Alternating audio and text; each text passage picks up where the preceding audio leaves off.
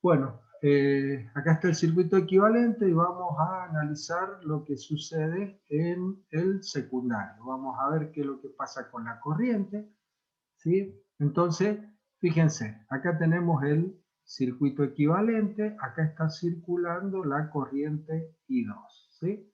Bueno, ¿quién produce esa circulación de corriente? ¿Quién es la fuente que genera esa circulación de corriente? Y es E2, la FEM inducida en ese secundario, E2. Por lo tanto, si nosotros aplicamos ley de Ohm, I2 va a ser la tensión. ¿Qué tensión? ¿Quién generó la FEM? E2, dividido Z2'. Pero Z2', ¿qué es lo que es? Y Z2' es todo esto, todo lo que se opone a la circulación de corriente. O sea que va a ser R2 más JX2 más la impedancia Z. Esta impedancia Z es la carga que hemos conectado. Esta impedancia Z va a ser igual a R más JX. Cuando hablamos de R más JX, se dan cuenta que si le hemos puesto signo positivo, electrotecnia, corriente alterna, estamos hablando de esa X, es una reactancia inductiva. O sea que esa Z es una carga RL. Nuestro estudio lo vamos a hacer con una carga RL como corresponde. ¿Por qué? Y porque los transformadores siempre están cargados con cargas RL. Entonces, por eso que lógicamente tenemos que hacer nuestro análisis con ese tipo de carga. ¿Estamos? Bueno, muy bien.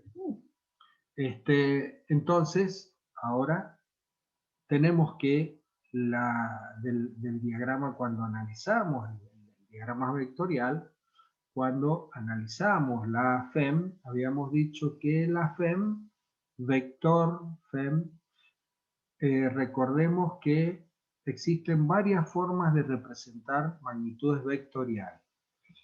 Una es con una rayita arriba, una es con un vectorcito arriba de la magnitud que queremos representar, y otra forma es también con negrita, ¿sí? Cuando ponemos en negrita solamente, ¿no es cierto?, la magnitud, quiere decir que estamos hablando de una magnitud vectorial. Entonces por ahí lo van a ver con negritas, por ahí lo van a ver con el vectorcito arriba, pero estamos hablando de una magnitud vectorial acá. ¿Se dan cuenta por qué, no es cierto? Y porque aparece menos J.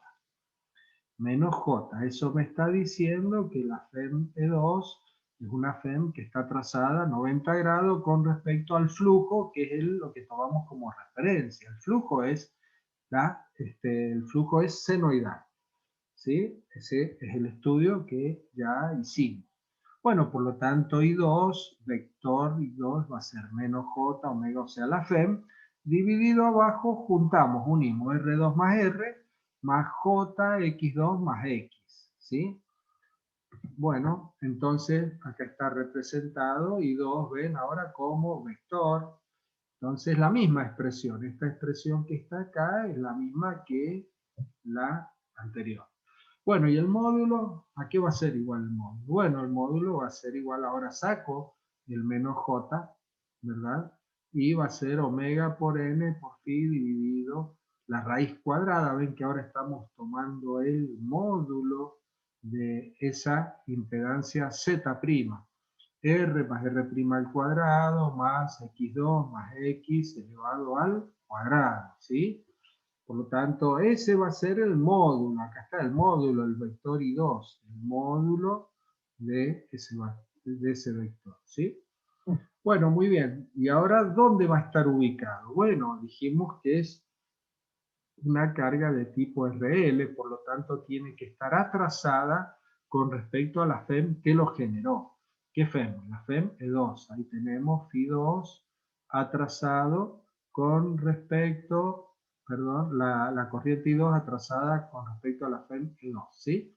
Bueno, y ahí está lo que ya habíamos determinado. El flujo senoidal, la FEM E2, ¿no es cierto?, atrasada a 90 grados con respecto al flujo, y la FEM E1 o menos E1 adelantada con respecto al flujo, entre menos E1 y E2, sí, debido a que una es fuerza electromotriz autoinducida, E1, E2, fuerza electromotriz inducida por inducción mutua.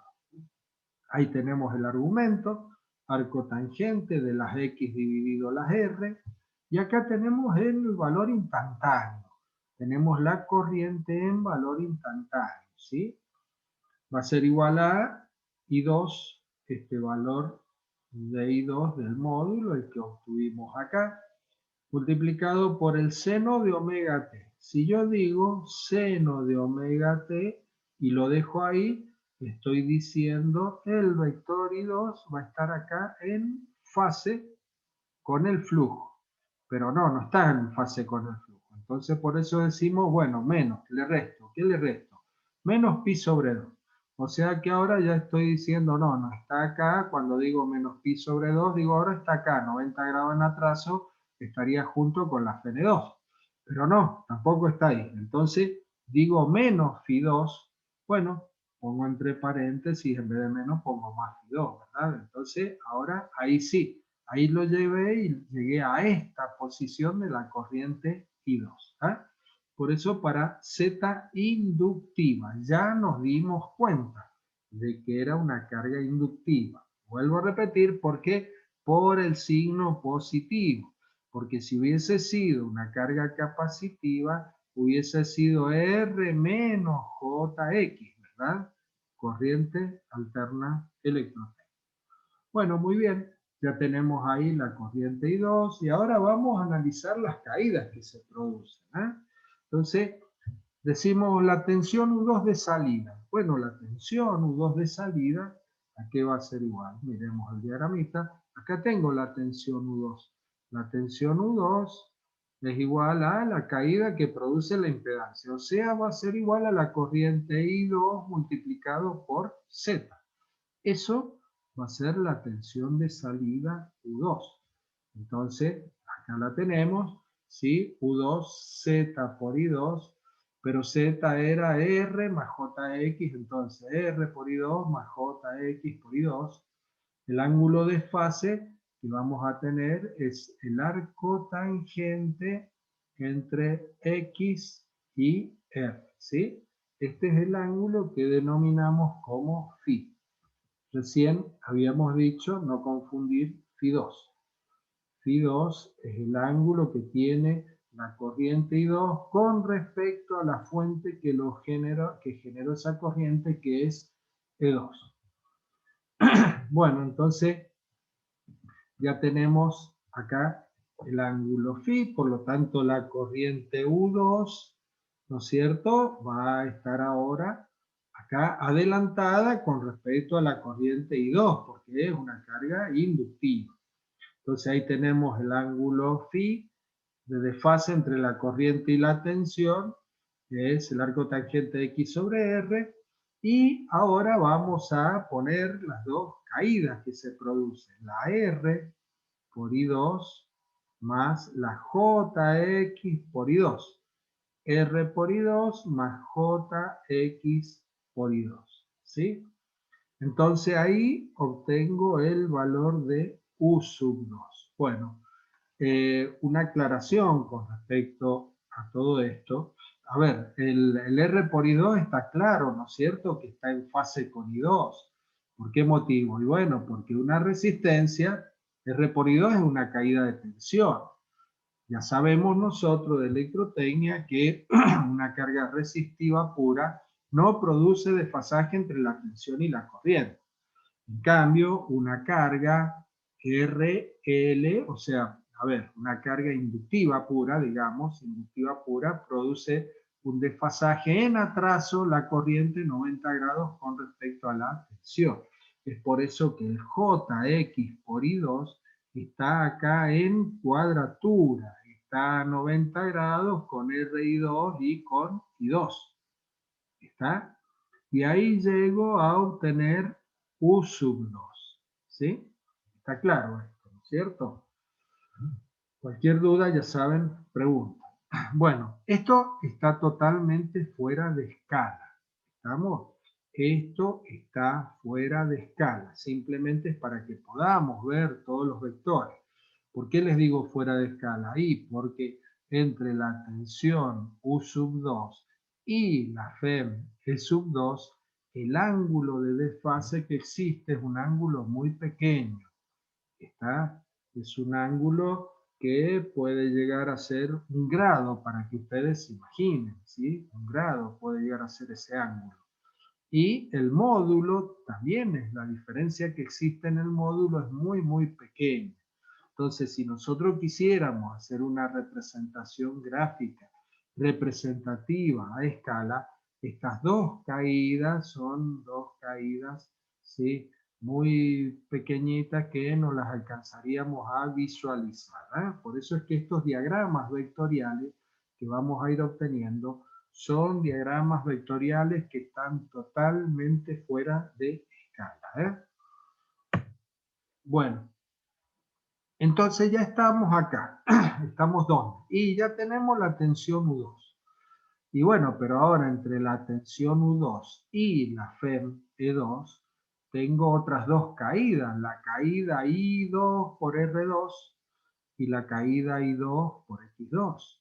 Entonces ahora nuevamente a partir de la tensión U2 trazo, ¿no es cierto?, I2 por R2, I2 por R2 la trazo en, en fase con la corriente I2, ¿verdad?, en la misma dirección, y luego en cuadratura trazo la JX2 por I2.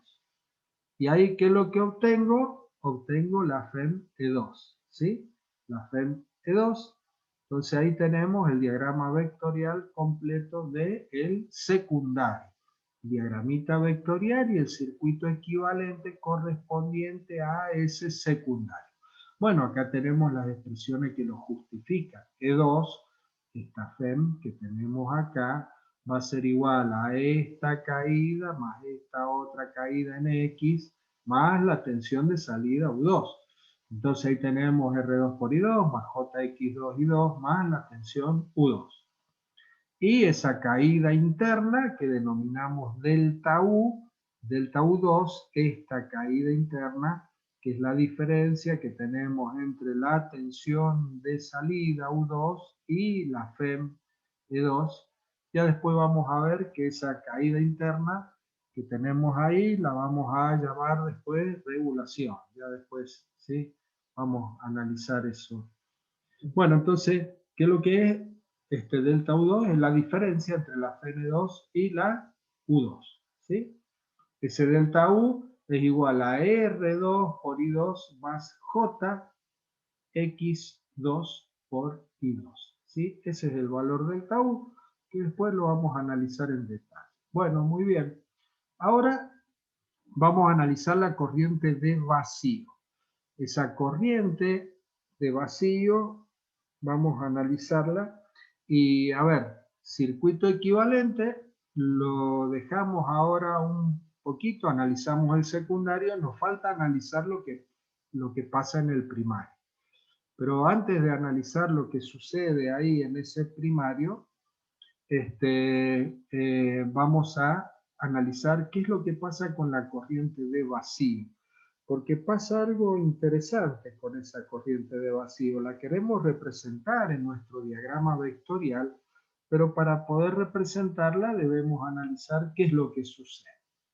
Bueno, acá tenemos el primario, ¿sí? El primario, ahora el transformador, ¿cómo estaría? Ahí en vacío está. El secundario no le pongo ni la R2 ni le pongo la X2 porque tengo el circuito abierto, y si tengo el circuito abierto no hay corriente, y si no hay corriente no tiene sentido que ponga R2 y X2, porque no va a haber ninguna caída, no va a producir ningún efecto, ¿sí?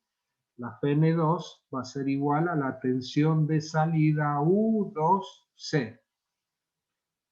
Bueno, entonces acá tenemos la ecuación de equilibrio correspondiente a ese primario en vacío.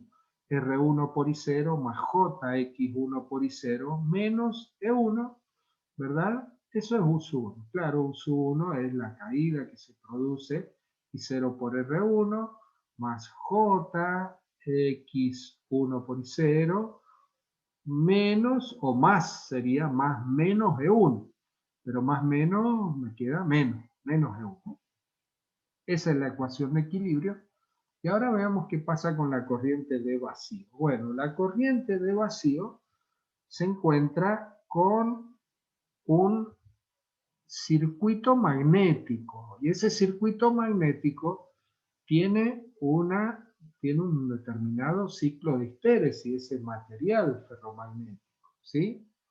Ese material ferromagnético tiene un determinado ciclo de histéresis. Entonces, debido a eso, esa corriente de vacío sufre una deformación.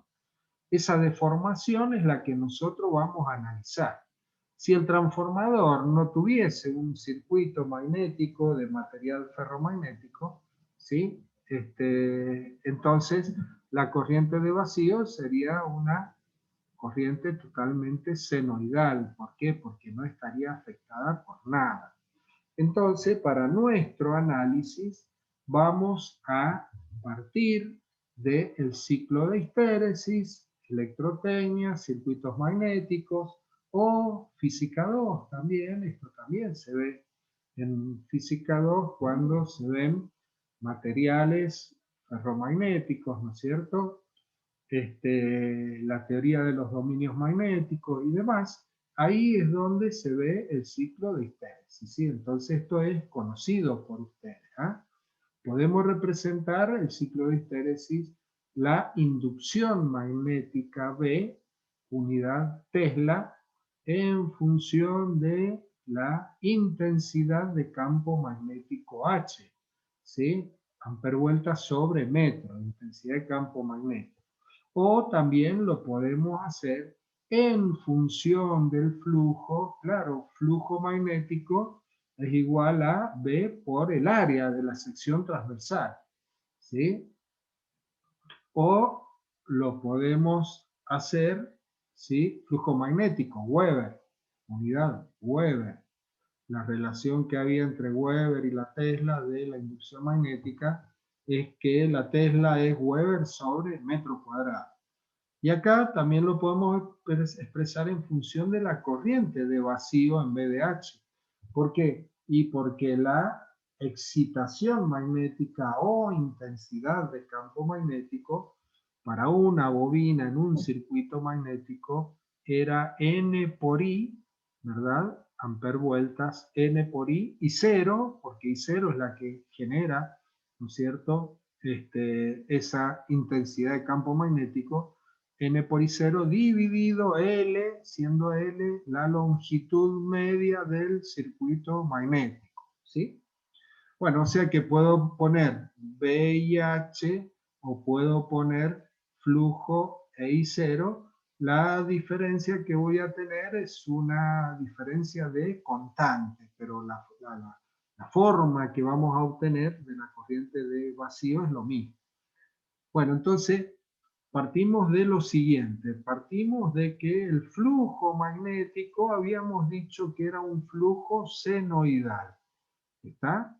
Flujo senoidal. Bueno, pero ¿cómo esto? A ver, tenemos que ir justificando y tenemos que ir razonando todo esto que vamos haciendo.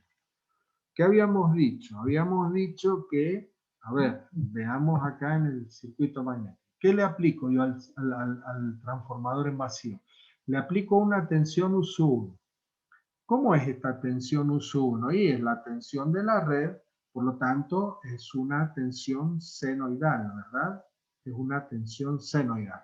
Entonces, si la tensión que le estoy aplicando a ese transformador es una tensión senoidal, ¿qué es lo que vamos a generar? Vamos a generar un flujo senoidal. Este flujo que está acá es senoidal. Pero ¿cómo lo justificamos esto? La relación entre la tensión y el flujo. Y lo justificamos a través de la expresión de Boucheron. Ya la vimos. La tensión o la FEM, digamos, 444 por la frecuencia, por el número de espiras, por el flujo. Entonces, si la tensión es senoidal, el flujo también va a ser senoidal. ¿Está claro? Entonces, por eso que acá estamos tomando ese flujo que estamos representando como una onda senoidal. Bueno, estamos solamente representando una parte, ¿verdad? Bien, entonces vamos a obtener la corriente a partir de, ¿no es cierto?, este razonamiento que vamos a hacer con el ciclo de histéresis. Entonces vamos a tomar distintos puntos. Por ejemplo, vamos a tomar el punto C. Vamos a partir con el punto C. Fíjense, en el ciclo de histéresis, yo tengo, este es el punto del ciclo de histéresis del cual vamos a partir. A ver, recordemos otra cosa. Recordemos que acá para los distintos materiales, ¿no es cierto?, los ferromagnéticos, partía la curva de magnetización, partía del origen. Esta curva venía por acá, venía así, así, así, y llegamos hasta acá. A partir de ahí se empieza, estamos ahí al lado del codito de saturación. A partir de ahí se satura el material, entonces tendríamos que la curva de magnetización sería algo así. O sea que acá estamos en la parte prácticamente lineal y acá se satura. ¿Está claro eso, sí? Entonces esa es la curva de magnetización. Bueno, nosotros sabemos que cuando un material ferromagnético lo sometemos a una corriente alterna variable en el tiempo, ¿sí? Vamos en el primer instante por la curva de magnetización, pero luego nos volvemos por la misma curva y ahí es donde se genera el ciclo de histéresis. Por lo tanto, en este punto que vamos a comenzar a analizar ahora, tenemos que el flujo es el valor máximo, el flujo lo tengo en su valor máximo. Pero ¿y la corriente I0 de vacío? ¿Dónde está? También acá tendría la corriente de vacío, recordemos, acá el eje en rojo es I0, el eje que tenemos acá en gris, ¿verdad?, es el flujo. Entonces la corriente de vacío también está en su valor máximo. Bueno, muy bien.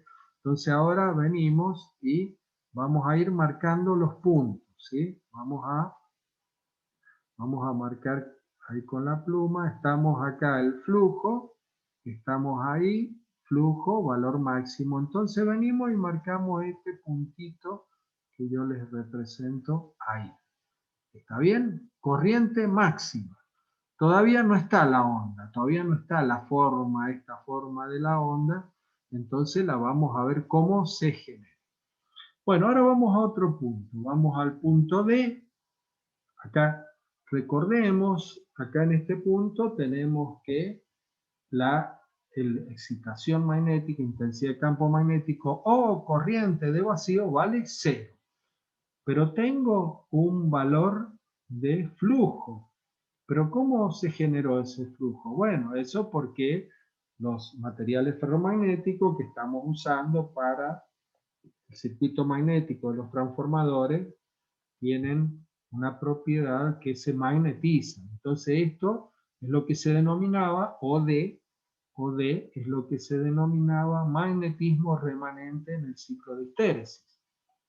Bueno, entonces ahora estamos en el punto D. Bueno, vamos a representar ese punto D. ¿Qué tengo? Y el flujo ahora lo tengo acá en este valor. ¿Y cuánto es esto? Y estará más o menos en un 75%, más o menos, 70%. Bueno, llevo este valor porque fíjense que hemos hecho que el valor máximo del flujo, esa onda del flujo, coincida con el ciclo de histéresis, ¿verdad? Para poder visualizarlo.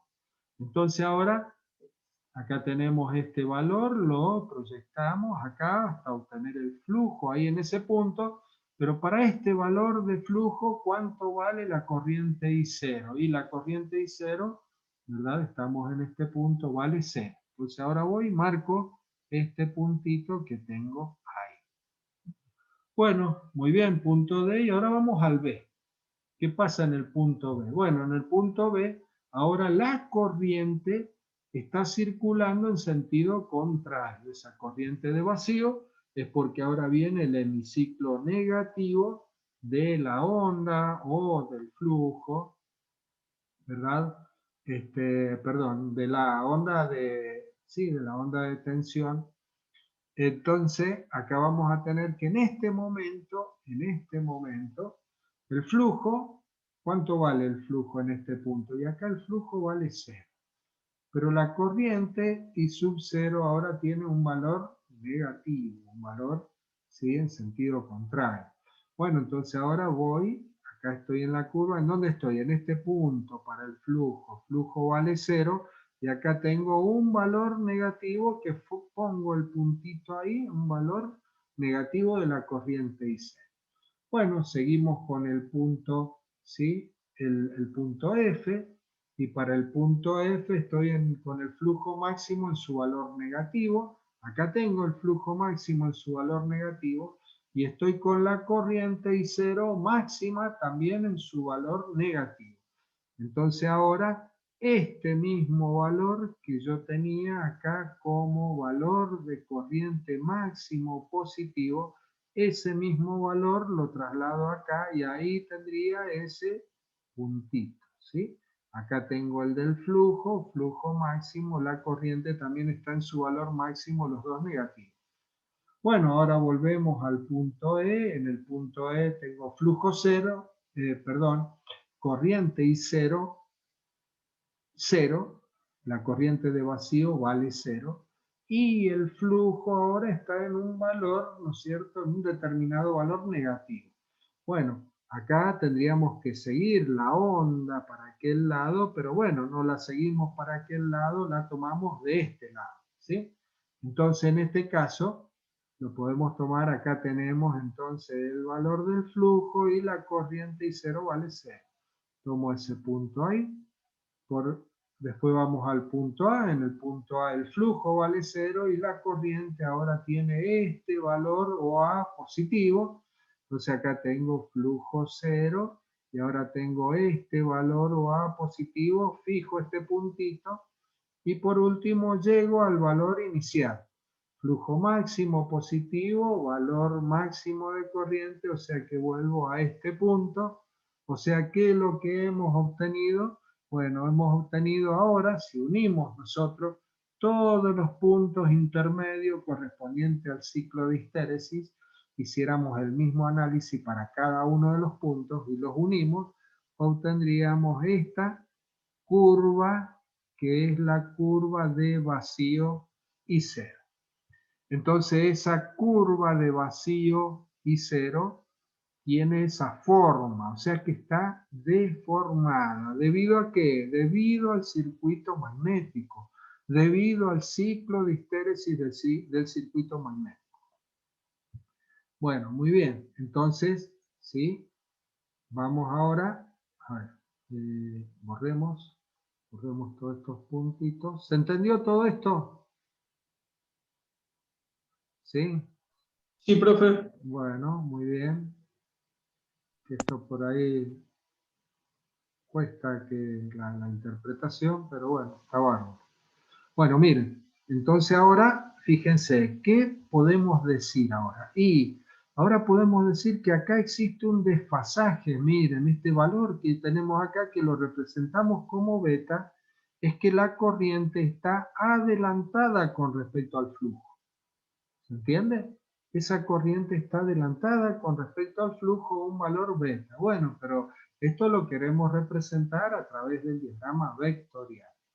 Entonces, ahora, ¿qué hacemos? Y bueno, vamos y representamos la corriente I0 en nuestro diagrama vectorial, ¿verdad?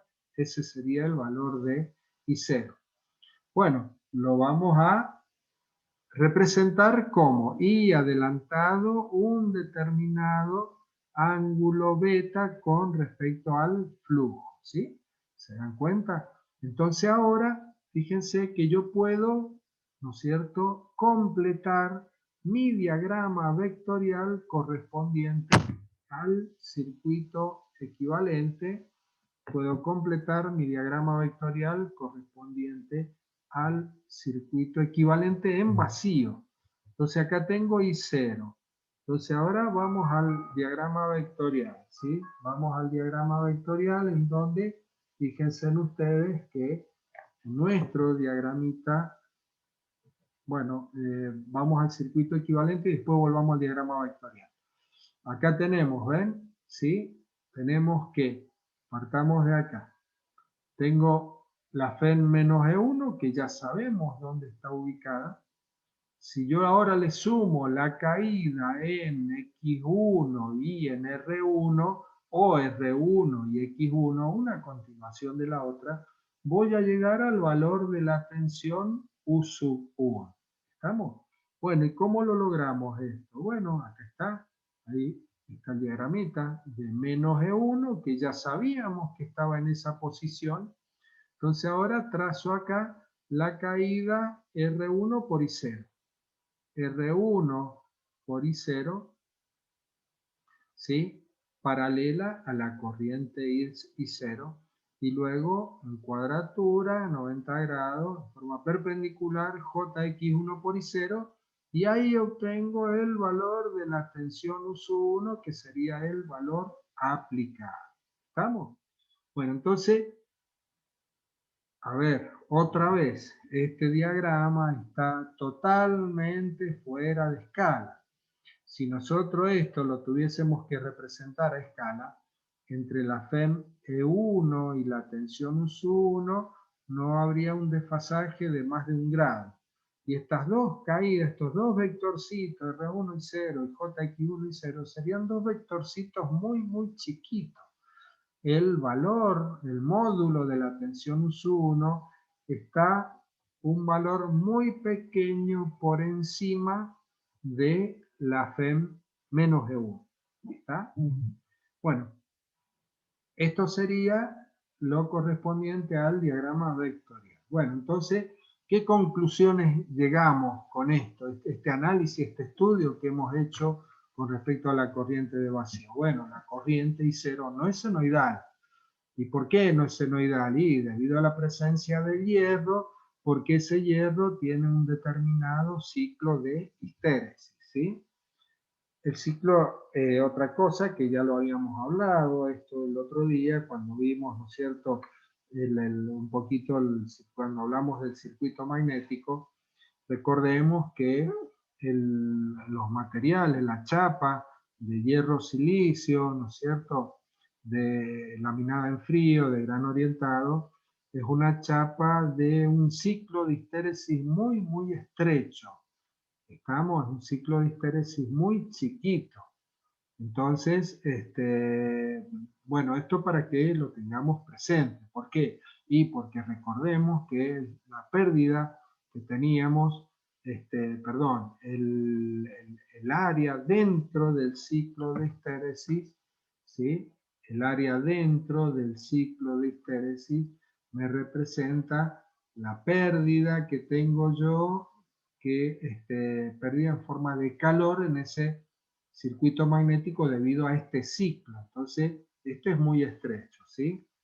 Bueno, a ver, Arturo, querías hacer una pregunta, te escucho. Sí, profe. Deja de ser sinoidal por la deformación que tiene la onda de acuerdo al ciclo histéresis, ¿no? Claro, sí, sí. Bien.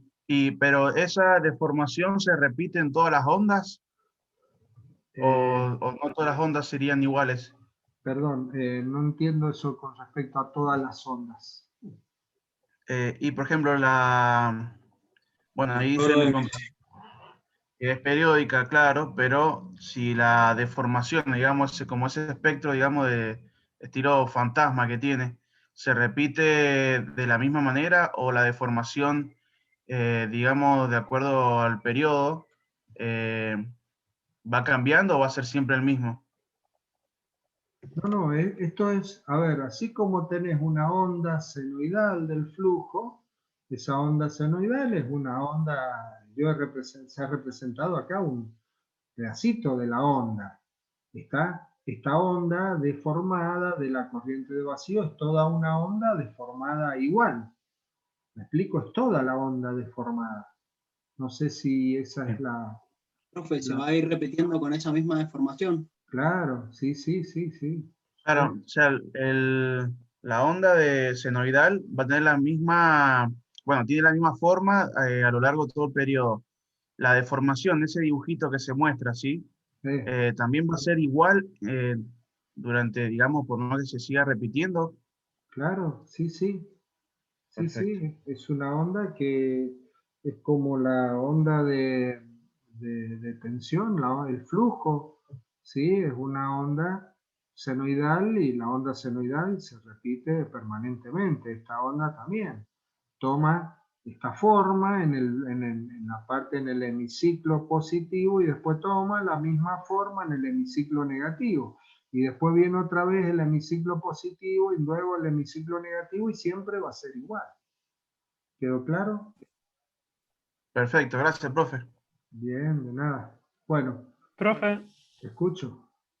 y pregunta, o sea que en el ciclo de histéresis, mientras mejor, o sea, digo, por el laminado del transformador, mientras más chica sea el área, va a ser más senoidal la forma de la corriente, ¿verdad? ¿O no? Mientras más, perdóname, me colgué con O la sea, pregunta. Te escucho. perdón, Sí, el sí. transformador está hecho por placas laminadas y la Sí. idea de eso es que tenga menores pérdidas. Entonces, con menores pérdidas, el ciclo de histéresis tiene menos área y la No, no, curva no, de la no. corriente, ¿no? No, no, no. Ahora entendí Ah, lo que me estás preguntando. bien. No, Es no, para no ver en qué comprendí. momento puede ser senoidal, digamos, la curva No, de la no, corriente. no, no. Mira, una cosa es que la chapa sea laminada y otra cosa es el material de la chapa. El material de la chapa es el que tiene el ciclo de histéresis. ¿Está? Sí, Supongamos que es un circuito magnético que no es laminado, un circuito magnético macizo, ¿sí? Un circuito sí, magnético, supongamos que